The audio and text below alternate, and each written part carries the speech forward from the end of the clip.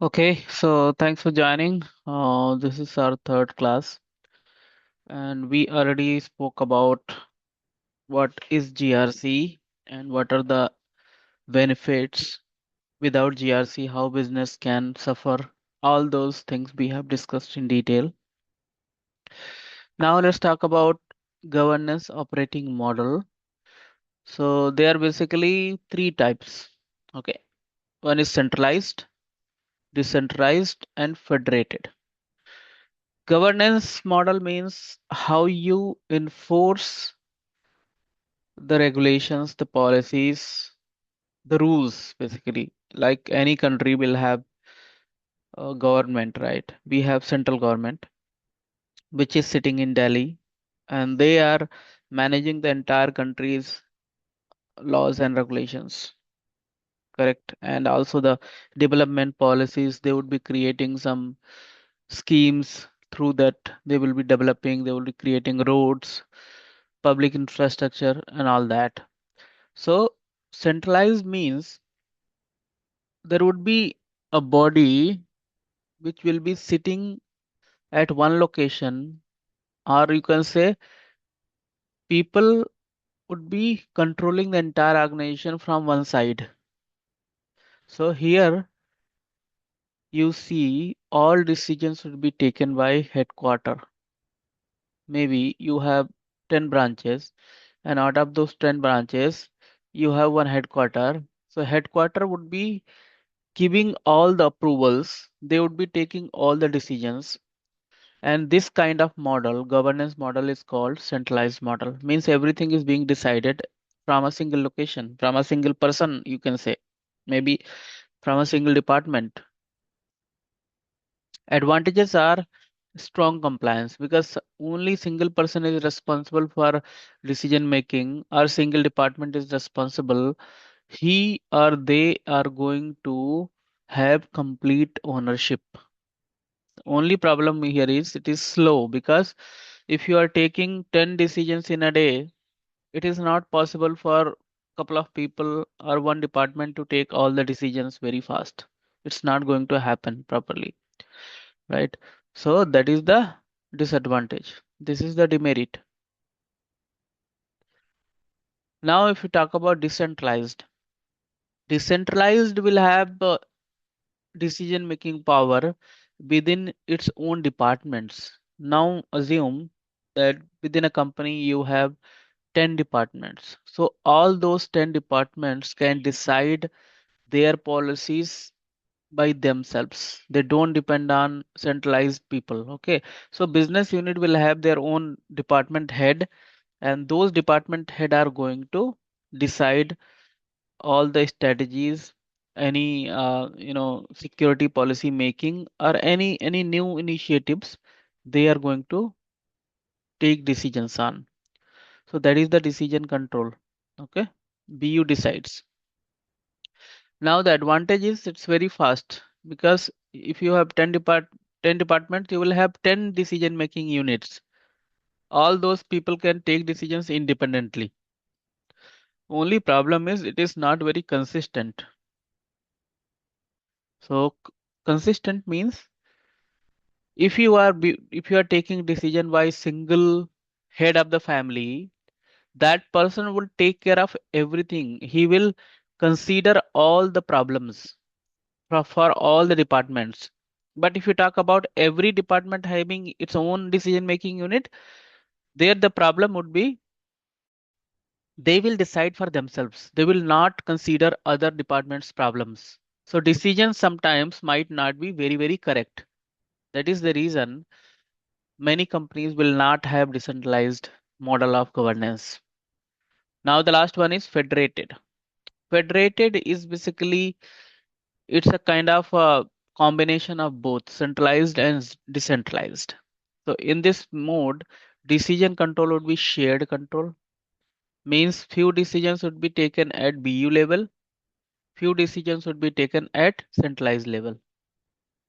Advantage because it is having a combination of both, the approach is balanced. So here it is having advantage. The risk is complex. It's not easy basically. because you will have a lot of confusion which decisions you should be sending for CIO, CISO, which decision you should be sending to your department head. So a lot of complexity is there. So this area is tough. Okay, the risk is there. So is there any question on this governance model? No, sir. Okay. Okay, perfect. So if there are some examples I'm going to give you, so you will understand even more better. Centralized means global SSL policy enforcement. Okay, so maybe if I tell you something, this example I gave in context of Zscaler, but if I reframe it, maybe your Active Directory servers. Have you guys heard about your AD servers, the identity management servers? Anyone heard about Yes, that?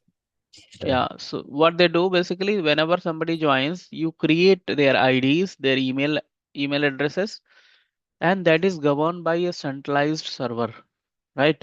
It's not like every business unit will have its own AD server. No, they will have subdomains. That is possible, but it would be basically managed by a single server, centralized server.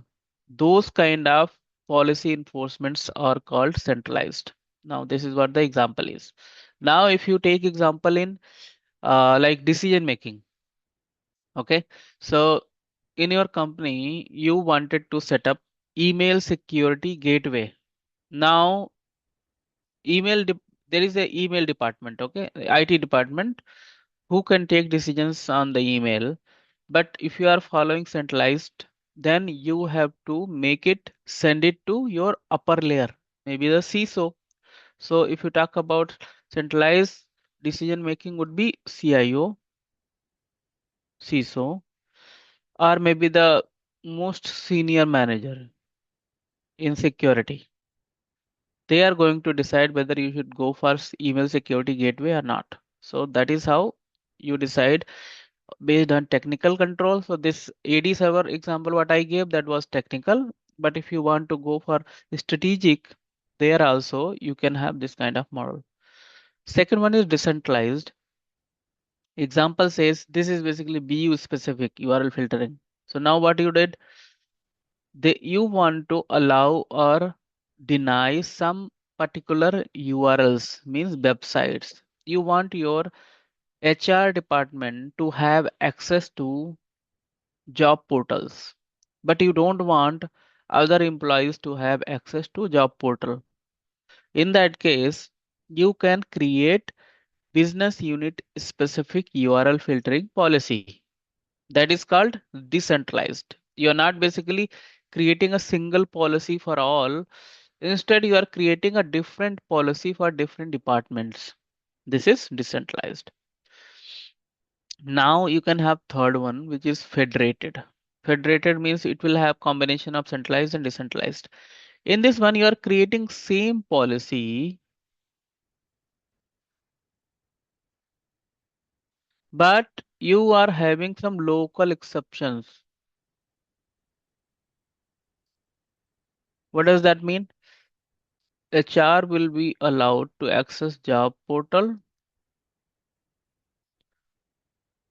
Marketing will be allowed to have access to social media, right? So you have created some exceptions here, and that exception is going to take care of the additional access requirements. Does that make sense? Any questions?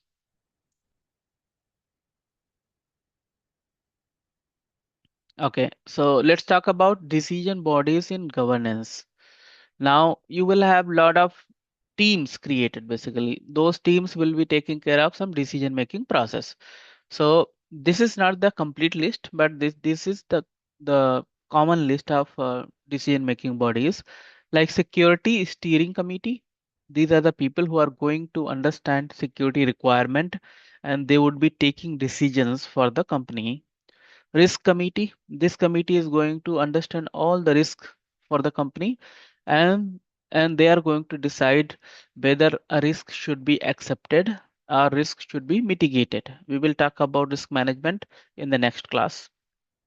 Compliance board, these are the people who are going to take care of all compliance related decision makings. It could be like if they want to go for ISO 27001 certification, or they should follow NIST framework, or they should follow COBIT framework, depending on what is the requirement of your business.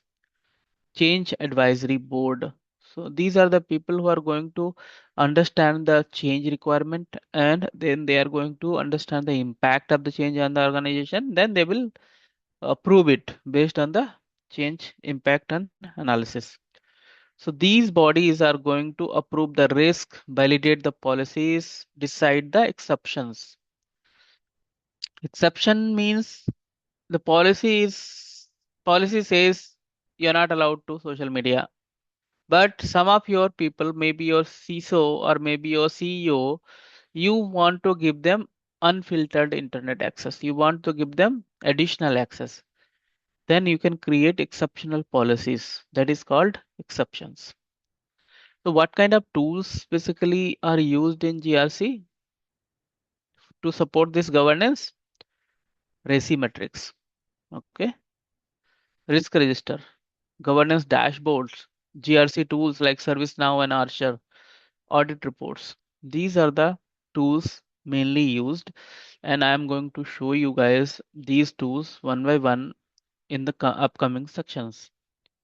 So this is the example of RACI matrix. RACI means R for responsible, A for accountable, C for consulted, or I for informed. Okay, I for informed.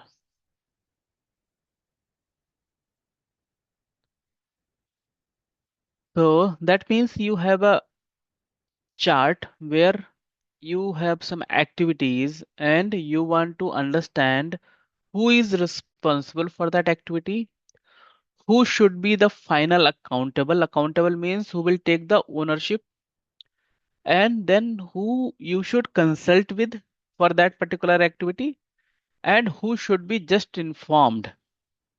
The people who are just informed will not have any action. They just want to be aware. Okay. So like you take example here, design. So you are designing something new. Who is going to be responsible for designing this? Security operations. Your security operations team. They are going to design something. Who would be accountable for this? CISO. Okay. If something goes wrong, board of directors are going to catch CISO only, because ultimate approver would be CISO. Who should be consulted? Risk management team. Who should be informed? Users. All users, they are just being informed. They will not have any role in the decision making process, or they can't raise any objections also. Who can raise the objections here? This guy is the requester. He is going to initiate things. This person and this person can raise the objections. Understand? Any questions? No. Likewise, the next entry, approval. Maybe you want some budgetary approval. You want fund for some of your security project. For that case, who would be the requester? Requester could be CIO or CISO. Okay. Who would be the approver? Basically accountable, board of directors. Okay. They are the people who are going to be accountable. Who would be consulted? CISO. Now why CISO is consulted? Because CIO may not have every enough information with them. So CIO would be working closely with CISO and then create this particular project. And who would be informed about this? Everybody in the organization.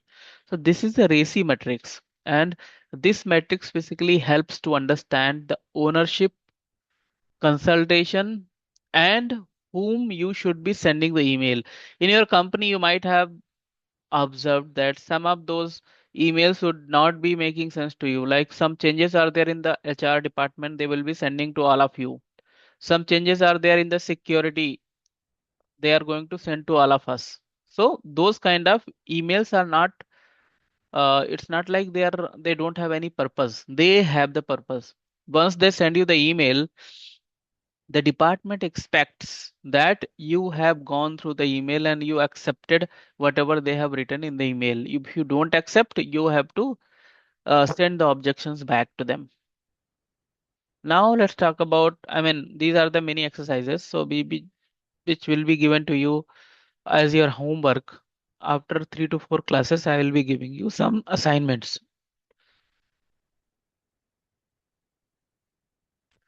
Now let's talk about some metrics. We'll talk about these metrics in some BCP and DR discussion also, but here just wanted to make you aware about this. This is mean time to detect. Okay, this is the average metrics. This is mean time to respond. So any company which has mean time to detect less, they would be detecting the incidents very early. So if you have mean time to detect 1 hour, that means most of the issues you are able to detect within 1 hour of their inception. When they occur, right, when they happen in your organization, you are able to detect them within single hour. Mean time to respond means after detecting the incident, you are supposed to respond. You are supposed to triage. You are supposed to work on that incident. An incident means a ticket, right? So how soon you send the first update on the ticket is your mean time to respond. Any company who is having less mean time to respond, that is considered that they are responding very fast.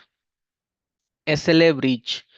SLA means service level agreement. Okay, so service level agreement is a contract document where we actually write that how much time we will take to serve you. Maybe we have written like if any incident happens, we are going to respond you within 15 minutes. So SLA becomes 15 minutes. So that's how we basically have these metrics where you can understand whether your company is doing good or you are not able to do better. And if you are failing the SLAs, you might be having penalties as well because customers might be putting if you are not able to respond 5 tickets in a month within 15 minutes, you will be paying $10 for every ticket you are missing the SLA. These kind of penalties can be written in the SLA document. Repeat incident. This is another area where we should be having a lot of focus. So if you are having some incidents being repeated every week or every month, that means you do not have control on the root cause. If you do not fix the real problem, it is going to happen again and again. So that is called repeat incidents. Many organizations which are not matured in process, they might have repeat incidents. So this shows you have a control weakness, means you do not have proper controls in place. That might be the reason it is failing. All right, so let's recap this module here. Governance means decision plus accountability plus control. Okay, so governance, as I said in the beginning, it is kind of ruling the house. It is kind of managing everything from end to end and creating strategies to run the business. That is governance. And how all this happens? Policies first created, right? Then procedures are being created. After procedures are being created. After procedures, execution chain is done. So this is how the execution is done. Stakeholders must be clearly mapped. That means the ownership. If you do not have ownership, there would be a problem. So for each and every decision making, you need to have a ownership. Governance ensures audit readiness, very, very important, and business alignment. So if you have a good governance in your company, you will have your company audit ready company. Means produce your documentation, your facts, your evidences, and you can clear that audit. That is called audit ready. Business alignment means your security policies are always aligned with your main business goal. Like if you are a manufacturing company, so your main business goal is to manufacture the product. If you are not able to manufacture the product, then company will not exist. If the company doesn't exist, your security will not exist. So ultimately, you have to make sure that you have security which is aligned with the main business goal. It should not work in silos. It should be very well aligned with the business goal. Strong governance is very much important. If you have in your company, strong governance brings predictable security outcomes. Very important. That means you know already what can go wrong, how much loss you might be having. That is where you can accept the risk or you can mitigate the risk. So you will not have any uncertainty. Nothing, no surprises basically. Business does not like any surprises. So that's all. And then we have some homework which I'll be sharing with you guys. Okay. Let me move to the domain 3.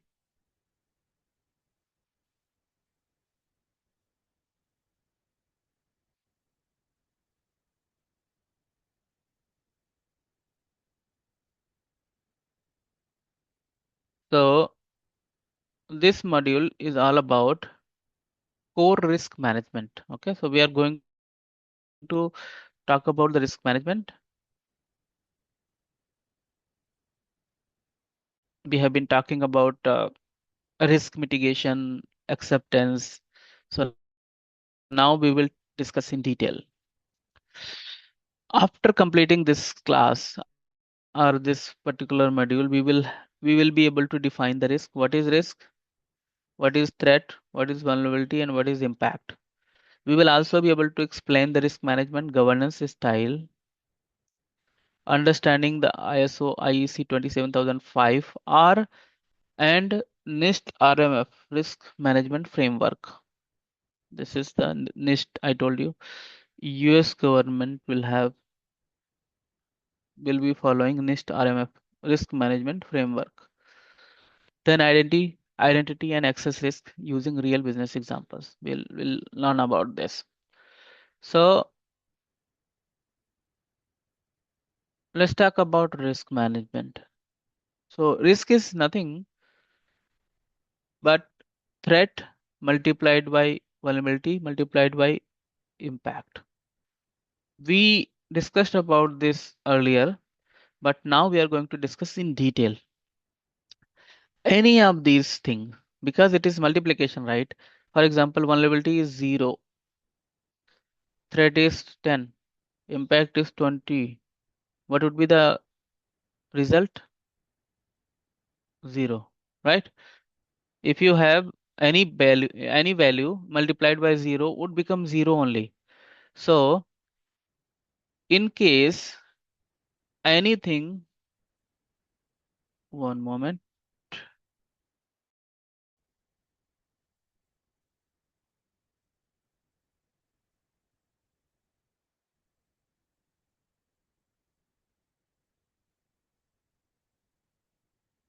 Okay. Uh, let me reshare. Are you able to see my screen? Yes. Yeah. Okay.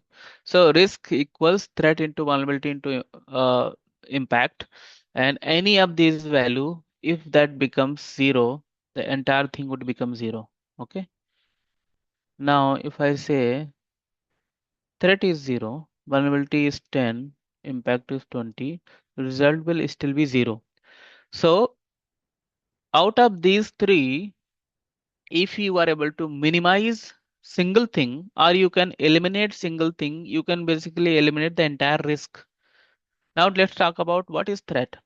Threat is something that might exploit a weakness. Okay, threat could be a thief who might steal your computer. Threat could be the fire which might burn your data center. Threat could be the flood which can destroy your data center. Threat could be a hacker. Let's make these examples like hacker, fire, flood, any object, anything which can exploit the weakness. Weakness could be the weak building, the structure which is not earthquake proof. An earthquake is the threat. If that comes, your building is collapsed, right? So vulnerability is nothing but weakness in the system. The system which you are maintaining, whether it's a computer system or your data center or your software, anything, any weakness in that system is called vulnerability.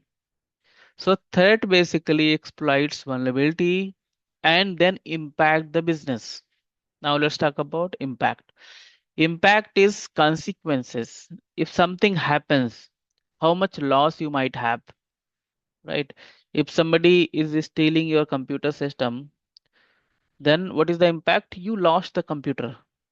And you might have not lost only the hardware, you might have lost the data as well. So impact you have to calculate based on the asset value. If asset value was $1,000, if that asset is completely down or completely taken away, then your impact is $1,000, right? So this is how the impact. Any confusion between threat, vulnerability, and impact? Because in the future sessions, we are going to talk a lot about these terms. So I want you guys to have clear understanding of these terms. Any confusion?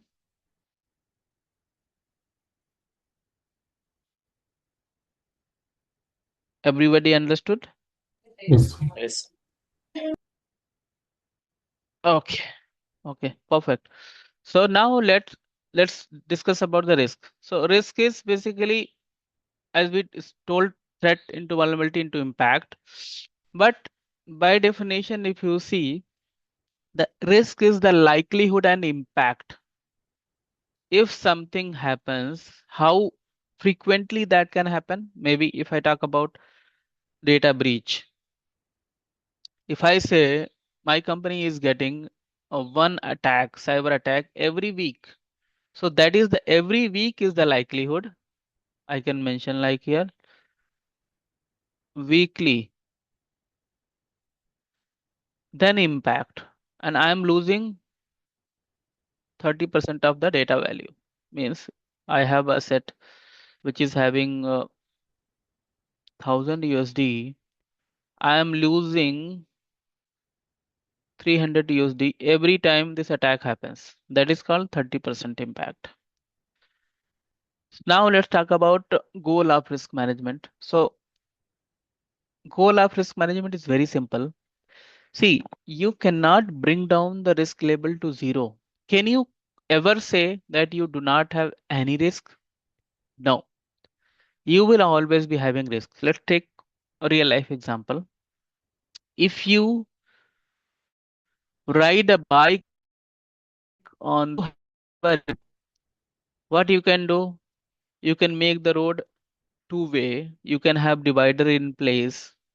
You can have proper rules of the road displayed on the road. You can have uh, awareness sessions for the citizens of the country. You can tell them that you never ride very fast, you should go slow, you should follow rules and all. After doing all these things also, can you guarantee that there won't be any accidents? There will always be accidents. What you can do is you can bring down the number of accidents up to a minimum level. So you might be seeing at some areas there is a boards written accident prone area. That means already people have observed those areas there are more accidents happening. That is why they want to educate people that when you drive or ride during this phase of the road, you have to be cautious, you have to be slow so that you can avoid the accident. Similarly, in the IT system also, there won't be a risk zero situation. Risk is always there because you're doing the business, right? If you shut down the business, there is no risk. But we are talking about for the business. So we have an objective to reduce the risk to a level which is acceptable. Okay. So I would say this is acceptable level. We always work to reduce the risk up to acceptable level. And who decides the acceptable level? It is your management. It's not the engineers, it's not the managers. It is the senior management who is going to decide the risk acceptable level. They will only think, okay, my data value is $1,000 and security, if you put security on top of it, you are spending $1,100. Then there is no need of spending $1,100 to save $1,000. That's a loss, right? If you have some assets in your room that is costing only $100 and you are bringing a lock, that lock itself is causing you $1,100 or maybe $200. Are you going to put that lock in that room? It's not feasible. I mean, it's not viable basically because you are spending more than the asset value. So you should always spend less than the asset value, then only that is viable for the business. Now let's talk about how we understand the risk. So let's take example here. Phishing email is a threat. Phishing email is a threat attacker and then it finds the vulnerability. Vulnerability is the weak login policy. You do not have a proper login policy. That's a vulnerability. Phishing email comes exploiting the weak login policy and then it can steal the credentials. These three things are happening. This is object. This is the weakness and this is the impact. Impact means loss. Now let's talk about role of governance. How governance can help us. Risk governance ensures accountability. You know who is the ultimate accountable or owner of the risk. Define the responsibilities, decision making authority, and risk acceptance and approval process. Now let's talk about governance life cycle. Means how it all done basically. And this governance life cycle is followed in both ISO and NIST. So it is very, very standard. If you work in any company, they might be asking you to follow some specific frameworks. They will ask you, okay, suggest me something based on the NIST. So you can follow the NIST documentation. Based on that, you can suggest them. They might ask you to follow ISO depending on your business. So first you have to establish the context. Means you are going to define things here. Then you are going to perform the risk assessment. Okay, here you are going to analyze. Then you are going to define the treatment options. Here you are going to basically treat. Means if risk is there, how you are going to treat it. For an example, there is a bad road where accidents might happen. How will you treat it? One treatment could be you can put speed breakers so people would be naturally slow. Accident will not happen that much. Second could be you can put a board that this is accident prone area. Go slow. So these all are the treatments. You are basically bringing down the risk. Then it is a monitoring. Okay. Monitoring is also important. Now, on the road, you have put the speed breaker and you do not monitor. Situation is maybe you put the speed breaker, but it is not reducing the number of accidents. Instead, it has increased the number of accidents. That might happen, right? If you do not put a speed breaker properly, maybe somebody is not looking at it, they are coming and they are dashing to other people. So your controls should always be monitored. Once you put some control, you have to assess, you have to understand, did that really help you? That is why monitoring is very important. And monitoring doesn't come alone, it comes reporting as well. Reporting means you have to report the outcome of risk management to your management, your senior management, CISOs, CIOs.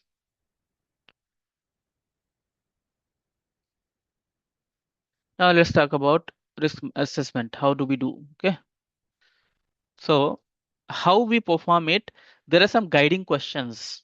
Okay, you can ask. These are the phases, right? One, two, three, four. Under identification of risk, you can ask what could go wrong. Means what is the problem basically. Second is analyze. Then you are basically understanding how likely or how severe the risk could happen. In the evaluation phase, which is the third one, you can understand whether you can accept the risk or you have to mitigate it. Treatment. Treatment means how you will controlling the risk. Maybe you can put some countermeasures, maybe you can put some controls, and by that you are able to treat the risk.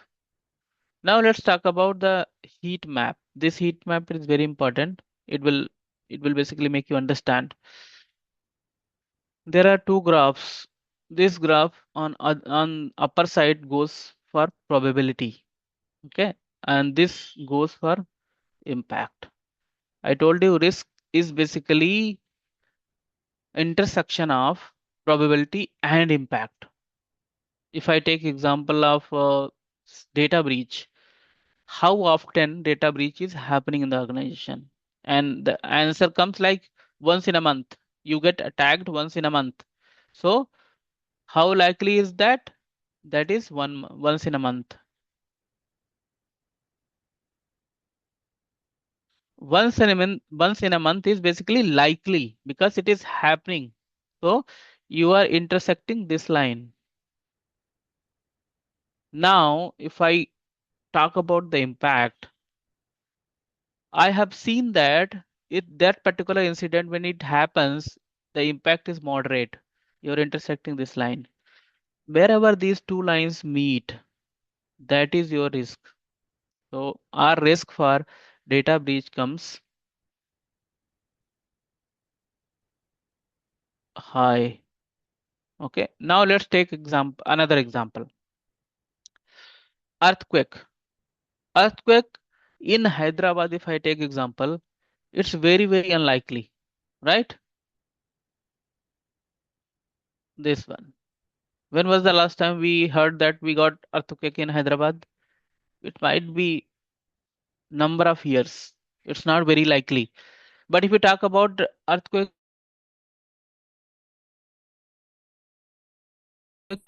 so there you will find it very likely. You will go like this. But in Hyderabad, it is very unlikely. So your line starts here. Put this line first. Then you have to understand the impact. If in Hyderabad earthquake comes, the impact would be catastrophic. So you can line this.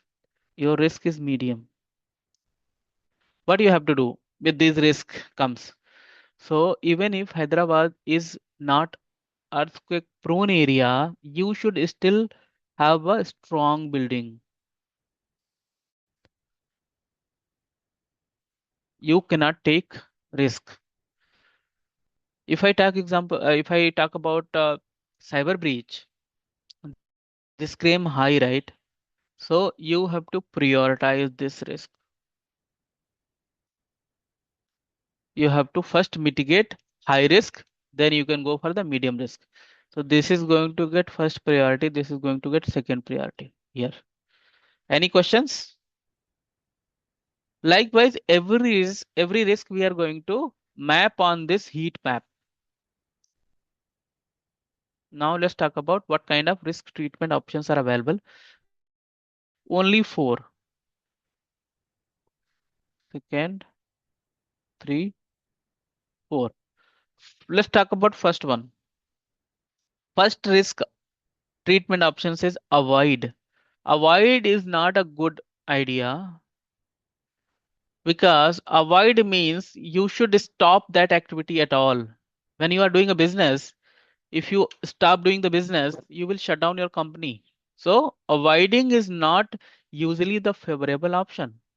If I take example of a simple road accident, you can avoid going on the road. Is it feasible? No. For to live in this world, you need to travel. So you cannot avoid it basically. So avoiding is very, very unfavorable option, but this works for few things. Like you got some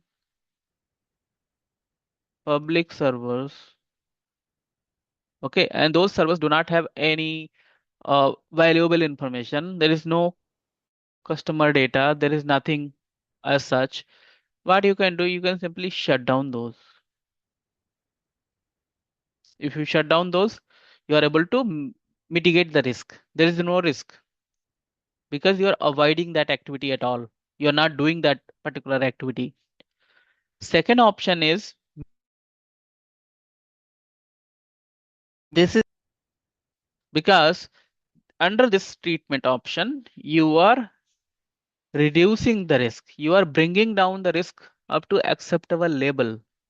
So what you can do, most of your time is going to be around mitigating the risk.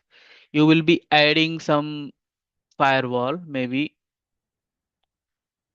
add firewall or add any specific process or add encryption, right? Like this, add multi-factor authentication. So if you are adding technology or adding process to minimize the risk is called mitigation. Mitigation means reducing the risk. Third one is transfer. Transfer is also little common nowadays because some risk which you cannot mitigate, which you cannot avoid, then you want to have a transfer of the risk. What you can do, you can purchase cyber insurance. So if any breach happens to your company, you are going to get money from the insurance company. So at least you can be insured about your financial losses. Your goodwill losses will not be there, will not be retained, right? If you get attacked, customer will still be in doubt whether they should do business with you or not. But you will be financially insured. That is called transparency. Another example is you might be having a premise-based data center where you are maintaining everything. You are maintaining hardware, you are maintaining HVAC system, means AC and humidity and all those levels you are maintaining. To avoid it, to transfer it, what you can do, you can transform your data center to cloud-based data center. In cloud vendors will have some responsibilities like maintaining the hardware is not your responsibility, right? So that is how you can basically avoid the risk and you can transfer it to insurance company, sorry, to cloud vendor. So there are two options here. One is purchase the insurance and other one is you can transfer it to cloud vendor also. That is how you are sharing your risk with the cloud vendor. Any questions here? These concepts are very, very important. So I just want you guys to understand, then we should move on. Any questions till now? Okay. Yes. The last one is accept. Okay, so last one is acceptance. So there would be some time where some particular risk item would be like the